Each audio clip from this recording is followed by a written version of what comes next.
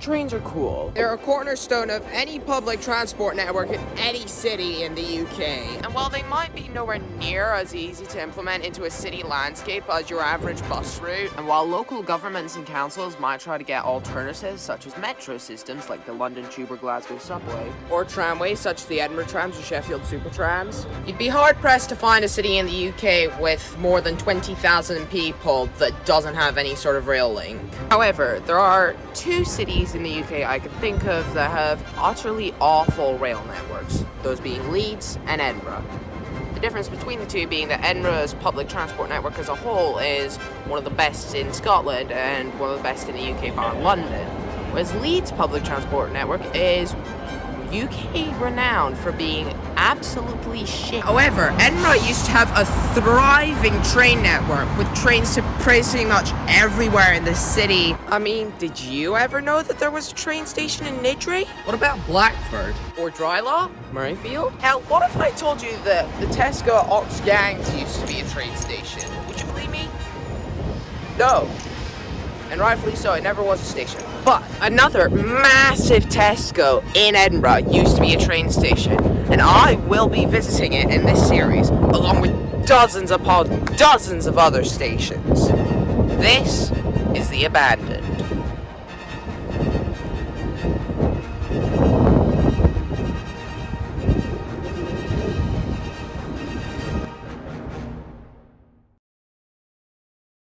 First off, would you believe it? Something's gone wrong in the middle of filming this yet again. The tidings from my train. I know that you were probably expecting me to be talking about trains outside of a train, but no, I'm talking about a train in a train. So essentially, the story is, the reason I'm having to do this here is because when I was filming Abbeyhill, I was in a rush for a 19, so I rushed through the clip. What I didn't realise was that 3 seconds into the clip, I got a phone call, which ended up pausing and deleting the recording I had done.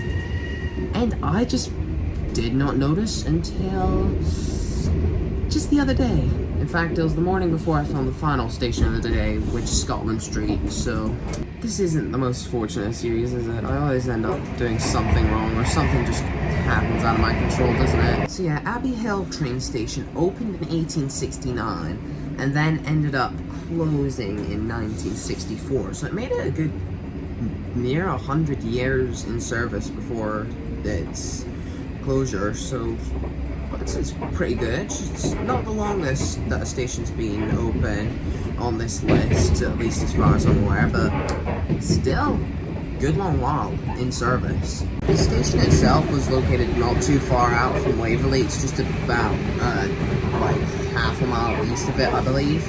And from Abbeyhill, trains would split off to Easter Road Park, Leith Central, and various other stations. You might be wondering why I didn't just go to Abbeyhill after I filmed Scotland Street, since I knew that I had gone to Abbeyhill before I did Scotland Street. The reason is, quite frankly, I can't be arsed to wait 20 minutes just for there not to be any people around for me to film, because I ended up waiting 20 minutes there. And then I sat and filmed for 3 minutes.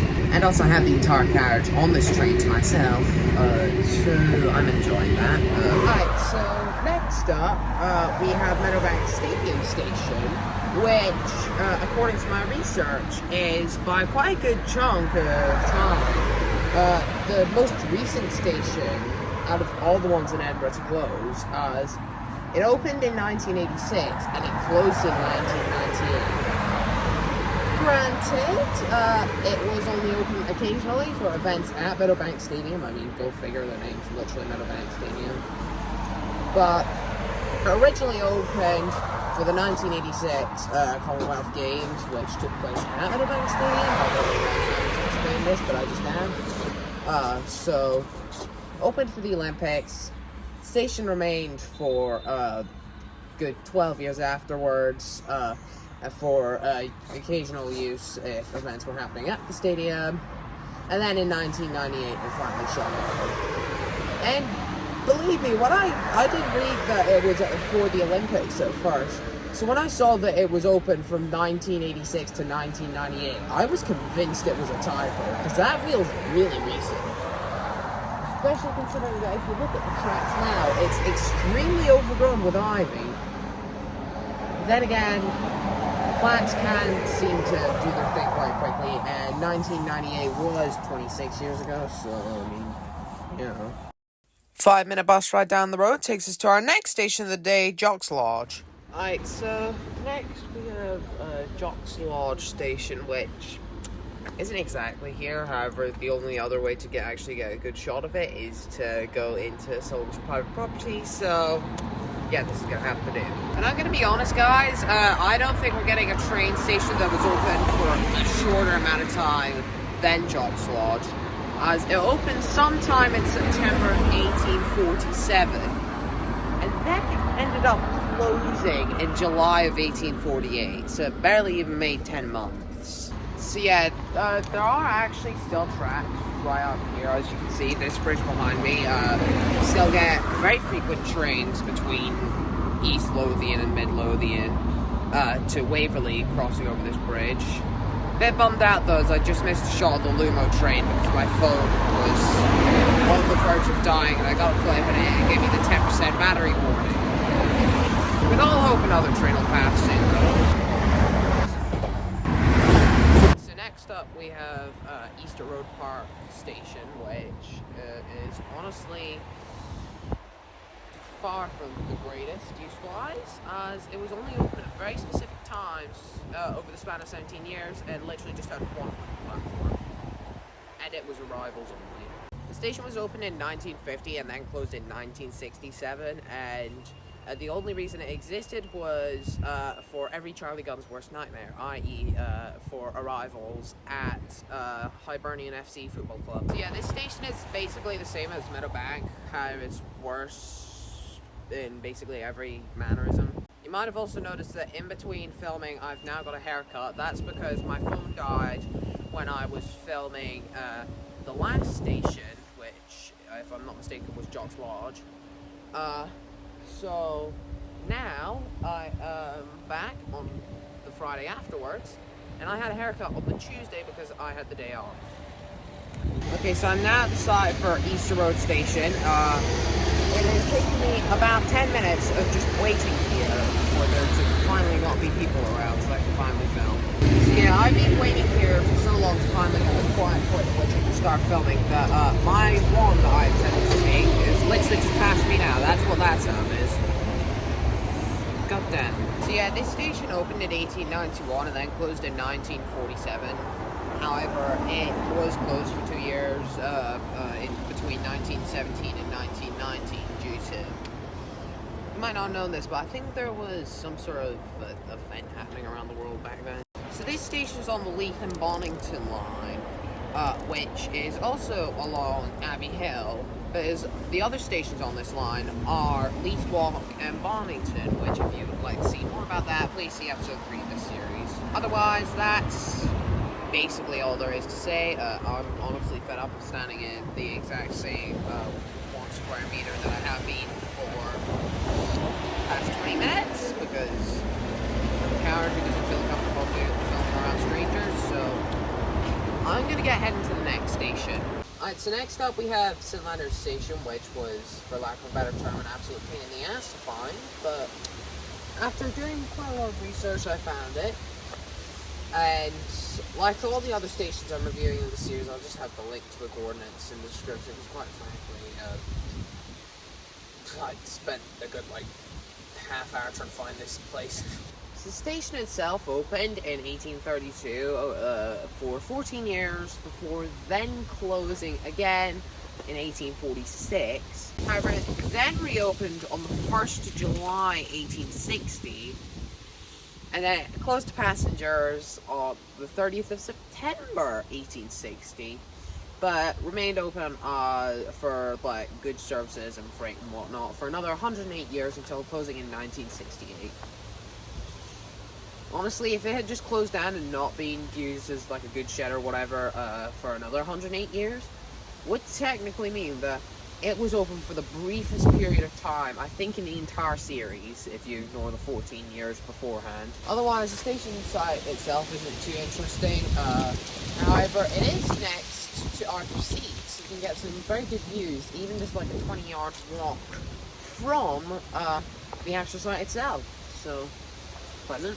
Next up, we have a station I can't access. God damn it. Sun always has to go wrong in these episodes, doesn't it? Episode 1, I had to take the night off due to torrential rain. Episode 2, I couldn't enter two of the stations due to them being private property. Episode 3, I had to go back home twice because I left vital parts of my tripod at home. Episode 4, I ended up going to the wrong location altogether at one point, and I had to film Turnhouse at my house. In this episode, not only has my phone died mid-recording at one point, but now I'm not even able to access one of the stations. This show is an absolute disgrace, I swear to God. So as you've probably worked out, I've got quite a broad definition of what I'd class as central Edinburgh. Not least for the fact that I don't want the last episode of this show to be excruciatingly long. But yes, this station opened in 1900, closed to passengers in 1962, and then closed altogether to freight and whatever in 1964. It's located in between the city centre and Murrayfield Station, which is another one of these stations I am going to be visiting in the near future, but till then, I'm just bored out of my mind, because you guys know my relationship with staircases, don't you? So yeah, even then it'd be awkward, because I'd have to literally go over to a play park and film in the middle of a play park. And I'm a grown 14-year-old boy who looks like a grown man, so I don't feel comfortable doing that.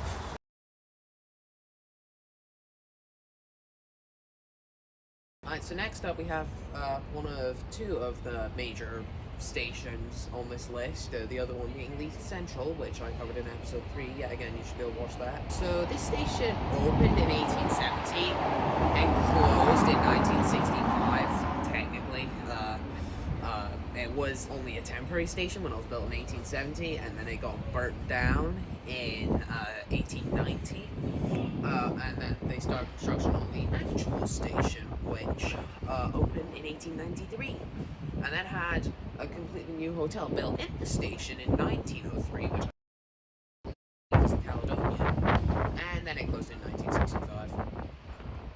The actual station itself got demolished in 1969, but the site of the hotel is still very much intact, as it is still used as a hotel, albeit an extremely posh and expensive one. There were an awful lot of trains at this station too, as it was one of Edinburgh's biggest. You had trains to Carlisle, Glasgow, Stranraer, Oban, Manchester, lots of other locations. However, after nationalisation of railways in, I think, 1948, if I'm not mistaken, they then decided to just move all of the trains into one big station, which I think is a fair move. That big station now being Waverley Station, which I've been in many a time, and only about a tenth of the times I've been in there, I've actually been getting a train, so, you know. Alright, so for the last station today, we have Scotland Street, which is about 100 yards behind me, but I don't want to actually film in it because it's the site of a children's play park, and one that, at the moment, and in recent memory, has always been pretty busy. And I think, even though I am still technically a child, I am 14, I'm 6 foot tall, so I do look like a grown adult, and I think filming in a play park when you look like a grown adult is maybe not the safest idea if there are a lot of kids around. So yeah, Scotland Street Station opened in 1842 and closed in 1868, and is located between the Trinity Station and Canal Street stations. Trinity Station will be the first station of next episode, and Canal Street is now on the site of the modern day Waverley Station, and also all like North Bridge, Canal Street stations, whatever, I'm not going to be covering because they are literally just Waverley Station, so I'm not going to be covering them in this series. And the actual station site itself has been awarded a red plaque from the National Transport Trust, which is cool.